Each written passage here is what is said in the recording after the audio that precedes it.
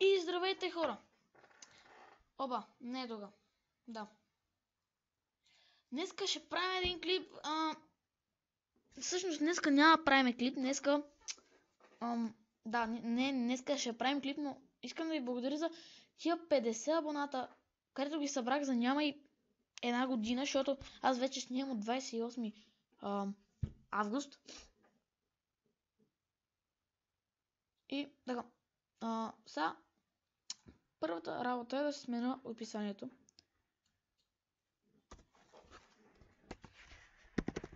Да, 100 съба. И ето ми го описанието. Здравейте, аз съм Тери, Тецка БГ. Целта ми е да събера 100 съба вече. Така.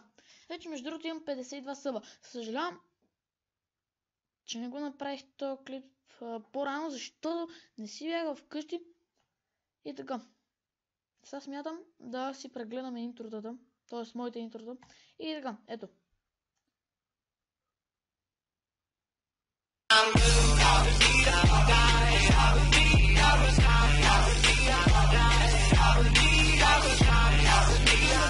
Това интро ме кефеше, но не знам защо ще го смених, честно казано. После интрото, кое ми беше? Ето това. А знаете ли защо не си го задържах това интро много време? Ами защо, честно казано, не го направих много хубаво. И затова си направих ето това интро, което ме кефи, да.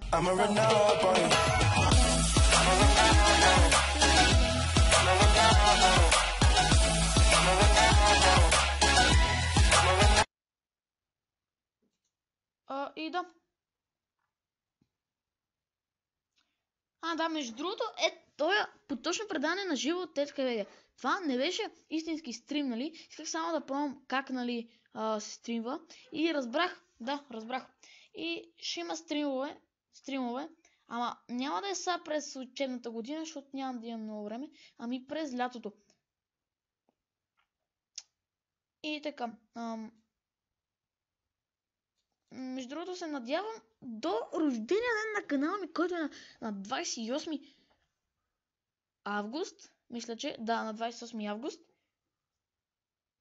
Още не съм измислял какво да правя, нали, за рождения ден на канала. Но ще измисля нещо и ще го направя. Също така през лятото, като стане лято, леле майко, ще се скъсам да правя видео. Защото сега нямам много време да правя видеа, защото сега училище,